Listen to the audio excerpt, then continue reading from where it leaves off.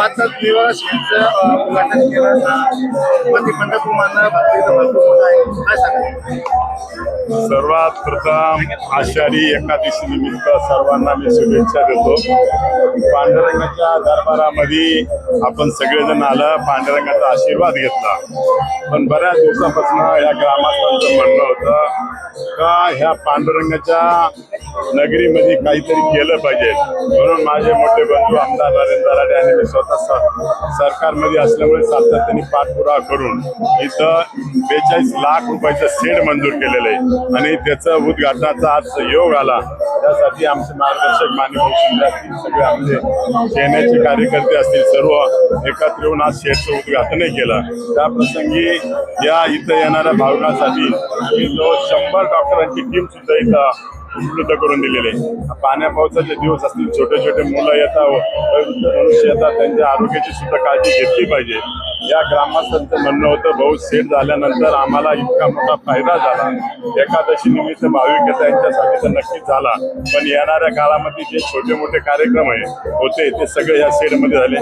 आता लाखो रुपये आतापर्यंत आमचे मंडपवाल्याला द्यायला लागायचे, एक हिशोबाने मंडपवाल्याचा लॉस जरी झाला असत, पण गोरगरिबांचा याच्यात नक्कीच फायदा झालेला आहे। प्रत्येक कार्यक्रम, त्या साखरपुड्याचा कार्यक्रम असो, दसऱ्याचा विधी असो, छोटे छोटे जे कार्यक्रम असत ते कार्यक्रम आणि छोट्या मुलांना अभ्यास करण्यासाठी सुद्धा एक तिथं साधन उपलब्ध झालं। अशा प्रकारचं हे शेड उपलब्ध झाल्यामुळे आमच्या गावाला खूप मोठी मदत झालेली। पण यापुढेही मी पांडुरंगाचा आशीर्वाद माझ्या बरोबर असेल तर नक्कीच अजून या कोटंगावसाठी बरंच काही करायचं आहे। येणाऱ्या काळामध्ये नक्कीच पांडुरंगाने आम्हाला शक्ती दिली तर नक्कीच ते करेल असं मी या ठिकाणी शब्द देतो।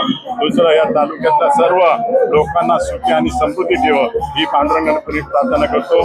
जय हिंद, जय महाराष्ट्र। एकादशीच्या निमित्ताने या विठ्ठलाच्या कुटुंबामध्ये आलेल्या सर्व भाविकांना मी खूप खूप शुभेच्छा देतो आणि निश्चितपणे विठ्ठलाच्या चरणी प्रार्थना करत असताना या मतदारसंघात, या तालुक्यात आणि एकंदरच महाराष्ट्रातील सर्व शेतकऱ्यांना सुखी समाधानी जर ठेवलं तर जनता आपोआप सुखी समाधानी होईल। कारण एक माल याला चांगला भाव मिळाला तर निश्चितपणे चांगल्या रीतीने सर्व व्यवहार चालतात, व्यापार चालतो। तेव्हा समाधानी जर जनता करायची असेल तर अगोदर समाधानी असेल शेतकरी तरच सुखी होईल जनता। या ब्रीज वाक्याप्रमाणे विठ्ठलांनी, या पांडुरंगाने आमची प्रार्थना ऐकावी। या ठिकाणी आमदार किशोर भाऊंच्या माध्यमातून हे एक शेड फक्त भाविकांकरता या ठिकाणी बांधलं गेलं, त्याचं लोकार्पण देखील या ठिकाणी संपन्न झालं। या प्रसंगी माजी आमदार आपले नरेंद्र भाऊ असतील किंवा कुणाल भाऊ आहे, सर्व शिवसेनेचे तालुका शहर प्रमुख पदाधिकारी, महिला पदाधिकारी हे देखील या ठिकाणी आले। मला या ठिकाणी यांच्या सोबत या विठ्ठलाच्या चरणी आपल्या पुढे काही शुभेच्छा देण्याकरता संधी मिळाली, त्याबद्दल आपल्या सर्वांचे आणि सर्व भक्त परिवाराचे मी आभार मानतो। जय हिंद, जय भारत।